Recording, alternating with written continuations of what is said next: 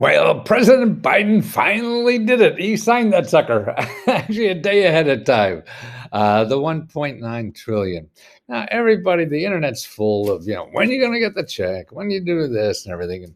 And, there's a good article in the New York Times a day or so ago, and I'm going to put this in the description too, so you can download it and read it all because it's a good overview of everything. Remember, everything you read about it, you're missing all of it. I mean, these are hundreds and hundreds of pages of programs, that have all kinds of money for everything. So everybody knows about the stimulus checks of $1,400 and, you can't make over 80,000, as an individual, and I guess 160 or so as a family. But more than that, here's some other things that you may not know. Do college students count as eligible dependents? Yes. Okay. So this is the first time. They didn't in past dependents. Do older relatives who live with us count as dependents? Yes. If claimed as dependents, these relatives are also eligible. So now you have college students, you're going to get an extra $1,400 because they live with you. You got grandma down in the basement or in the attic. That's going to get you $1,400.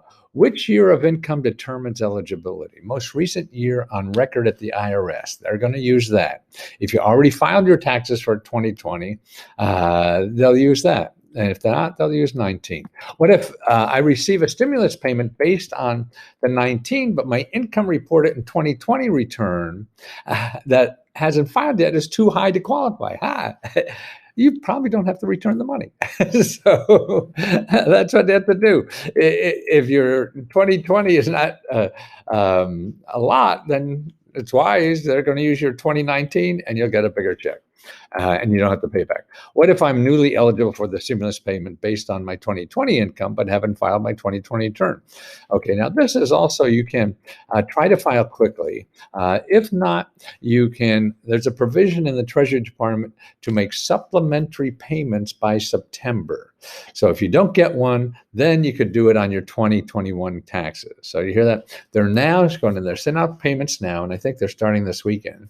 And then it says here, into September, if you didn't get one now, and because they didn't have your taxes or something, then they're going to do it again in September. But, this kind of game, no one knows for sure. So you just check to make sure. And if not, if all that screws up, when you file for your 2021 taxes, there's going to be something on that tax return that you could say, hey, I didn't get my stuff. Okay. If I have a baby anytime in 2021 and meet the income requirements, do I get the $1,400 child too? Any baby, listen to this, any baby born in 2021 or before is eligible. Yeah. So you have a baby this year and you have a tax form last year. You're going to get $1,400 for that. That's what it says here. Now, everything I say, I have to rely on New York Times, and they do better research than I do on a lot of this stuff, and me. And then plus, you're relying on the government saying what's true today. It won't be true tomorrow. So everything is, up for grabs.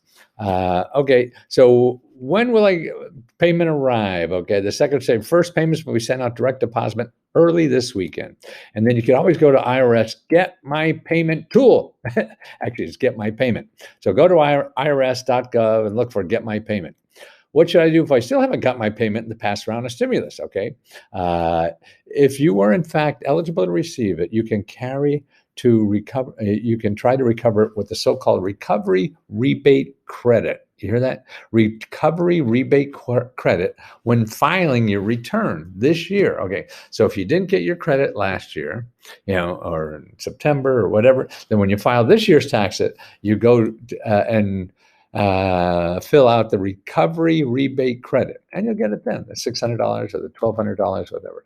How does the stimulus package affect unemployment? I think we all know that. It's an extra 25 weeks till September 6th, and it's only $3,000. But here's the wrinkle. You get a $10,000, actually it's $10,200 not taxable.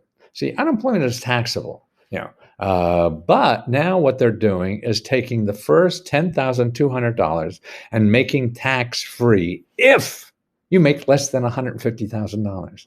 I mean, that's astounding to me, is that now poor people are making $150,000. See, I thought income subsidies for poor people.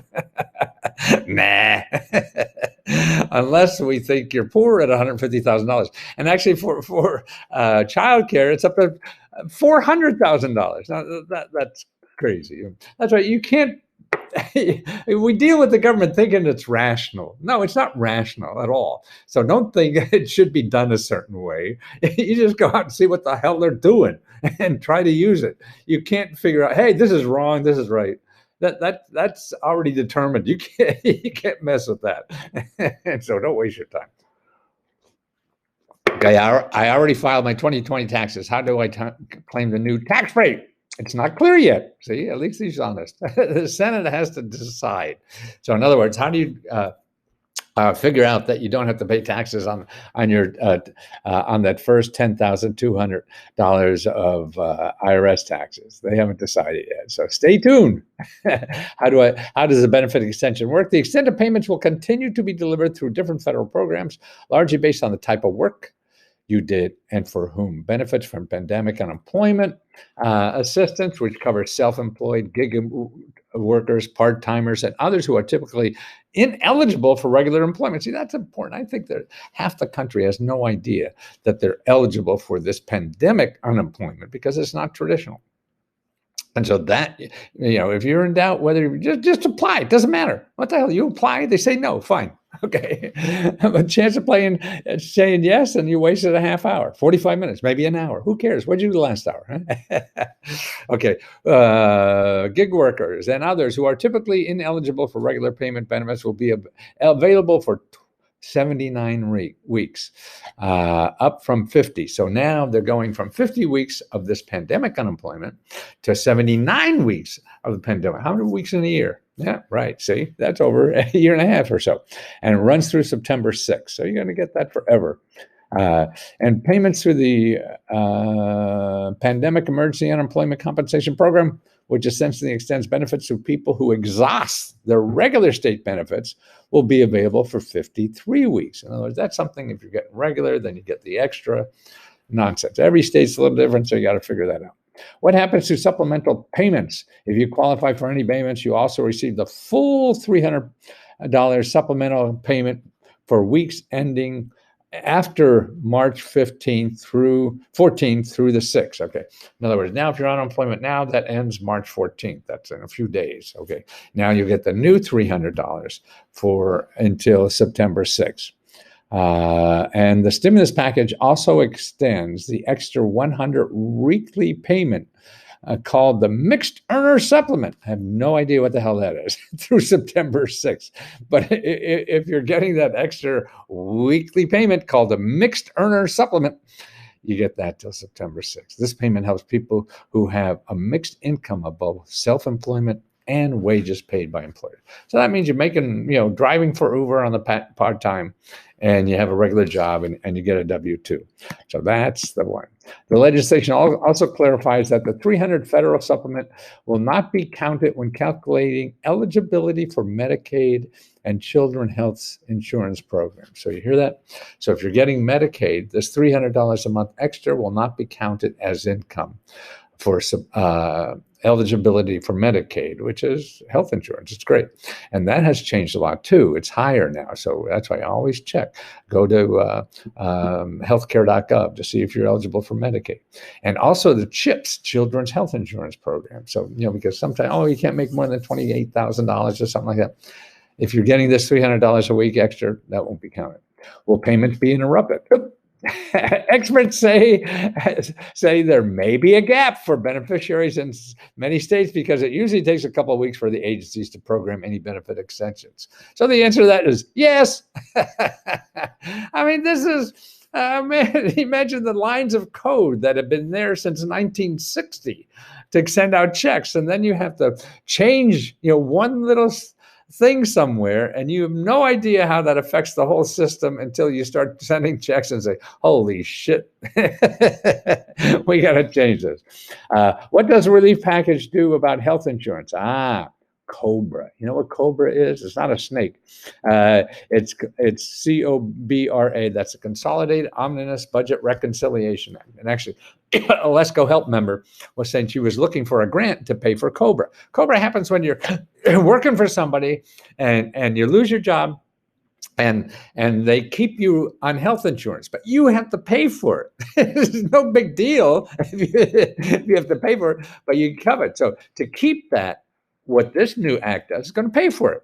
Under the relief legislation, government will pay entire COBRA from April to September 30th. Okay? Wow, that's cool, isn't it? So you get April, May, June, July, September. That's 5 months of COBRA. So your insurance, what, $1,000 a month? That's $5,000. $2,000 a month? That's $10,000. Wow.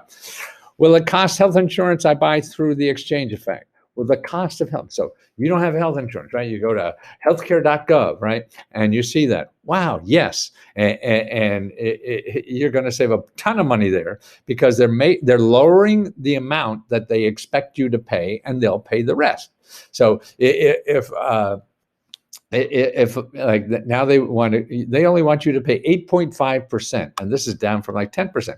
So this is significant because 2 percentage points, if you're paying $1,000 a month, man, that's real income.